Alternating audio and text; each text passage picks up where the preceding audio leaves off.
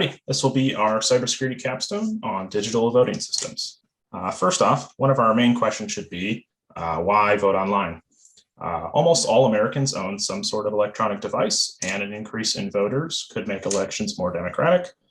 Second of all, integrating e-voting with existing voting methods can decrease costs, and methods of verifying votes can increase confidence in elections. But what are the potential problems with an e-voting solution? First off, cyber attacks are nearly inevitable and include things such as denial of service attacks to prevent people from voting and man-in-the-middle attacks to attempt to edit votes. Voters may have less confidence in online elections that they have less understanding of, and maintaining voter anonymity is more difficult if you can vote from anywhere. First on the list is voter authentication, which we plan to achieve by integrating a QR code onto existing voter ID cards. We found that this solution is the simplest to achieve, as most voting centers already give out some form of voter ID, and it causes less problems than putting on, say, a driver's license or a general state ID. Voters can then use this authentication code as well as a piece of personal information to verify their identity, both to the local election center and to the federal authorities, and then vote. Next is the issue of ballot integrity. We ensure ballot integrity by utilizing encrypted communications on our website, using existing methods like digital rights management tools to limit interaction with the website. We make sure that ballots are finalized well in advance so that voters know what they're voting for and are familiar what their ballot should look like. Our method of voting will also use a blockchain ledger, which will allow citizens to verify their votes after they've been cast if they want to. So in order to see what the future could hold for online voting, we can look to present-day methods held in Estonia, the only country in the world with a national online voting system. Estonia's current election process is 100% online through their government-run website. The system itself verifies its users via an Estonian national ID card, which itself contains a SIM card that is registered with the government servers. Users can verify their identity via two-factor authentication using the physical card and a token app available on a user's personal phone or other mobile device. Once verified, the user is given access to the website to cast their vote. Candidates are listed on the internal database and can be searched via their name, political party, or their national ID number. Now, once the ballot is cast by the voter, a QR code is generated for the voter that allows them to confirm the status of their vote. Estonian voters are able to vote multiple times and up until the day of the election when the votes are counted, the very last time they voted being the vote that counts. So the voters benefit from this new technology through convenience, given more time to vote for their candidate of choice, more voting options, and the ability to recast the vote as many times as they want through the process. So this is all rough estimates on how much the pricing will be for this online voting system. Servers will be hosted on AWS or Amazon Web Services using EC2. It can cost roughly around $68,000 upfront. Voting software can range up to $3,000 depending on it, which one we use, including Invite, Assembly Voting, Condo Voter, and Sequent. Cloudflare for cloud protection can cost up to $200 a month, and cloud logging, like CloudWatch, is about $30 a month. If we're looking for a personal or tech support, ES&E can provide this for us, as well as cybersecurity needs we need on any election products we need. We estimate roughly $72,000, but it could definitely fluctuate. We also need a virtual machine firewall that Palo Alto is providing. Will cost for $23,000 up front as well. A WAF or web application firewall provided by Citrix will cost $1,500 a month. All in all, for the state of Florida, will cost roughly $222,000 yearly. But for the whole country, multiplied by 50 states, the U.S. government should expect to budget around $11 million. It should be in consideration when dealing with this kind of system. First, who can vote? It's the basic, you have to be a U.S. citizen over 18 years or older before or on election day, meet the state residency requirements, and are registered to vote in that state. The change of vote, as Rachel mentioned, people can change their votes up to the day of the election, and the last vote that they do will be counted for their vote.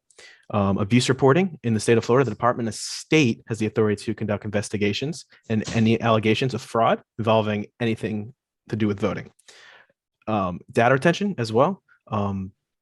Common theme for most elections is about 22 months or 2 years after the initial election. To ensure the integrity of servers, there needs to be a process that will keep the data safe and secure. Voters need to know that their votes won't be altered, and this will be used by having an authentication server to authenticate the voter so there isn't any falsified votes. Blockchain will be utilized to protect the transmitted data that is the voting data itself.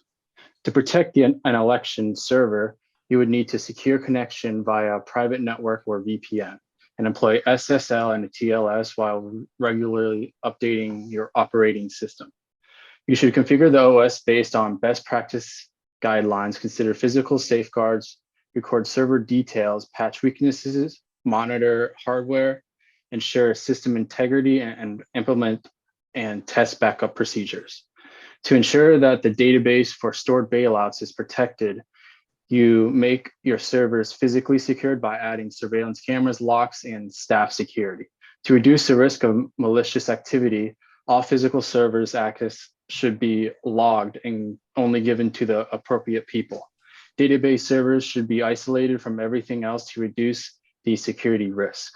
You should also back up and recover your database to minimize data loss.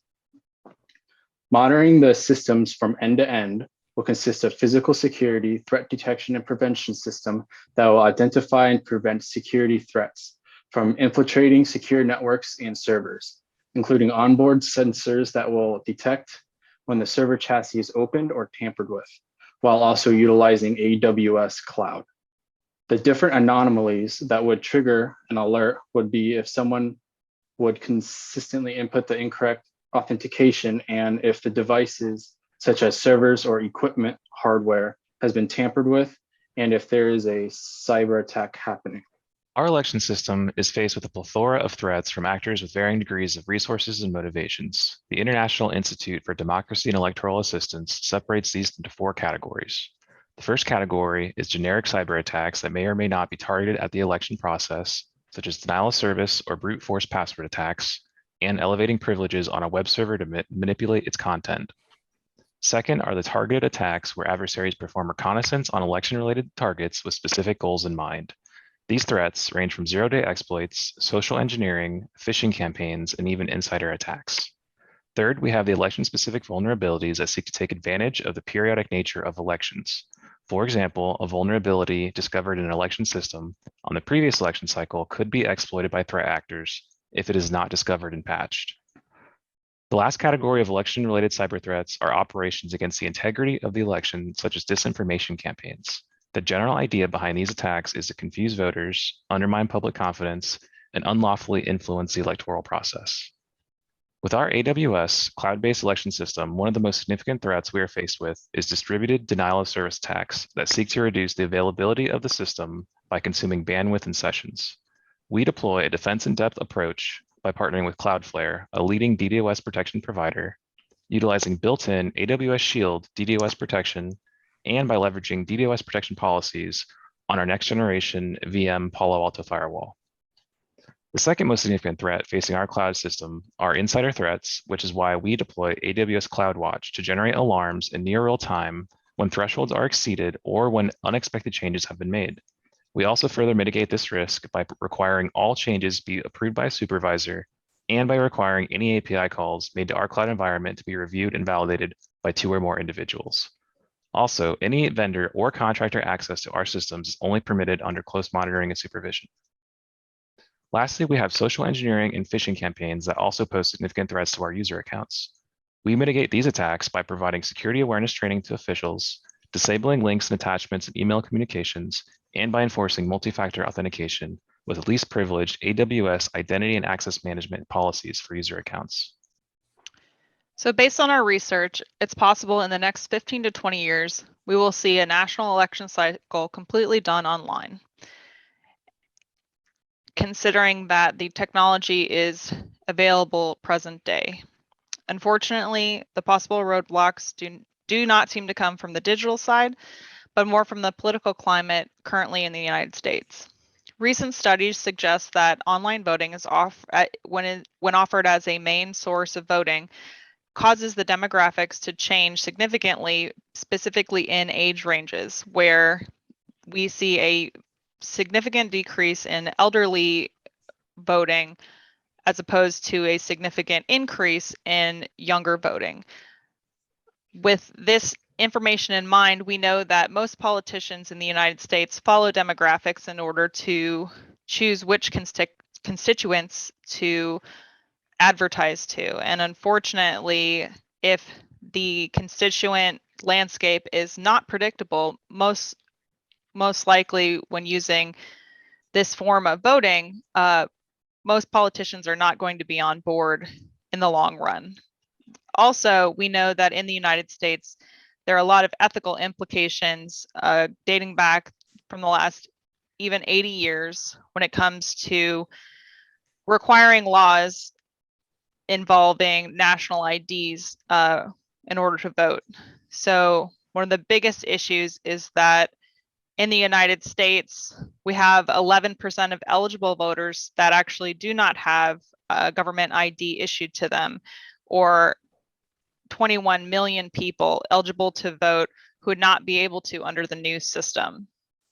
Now, until we can guarantee digital voting for all, we'll most likely see pushback from the system that is currently in place. But there is always change on the horizon to innovate our election landscape.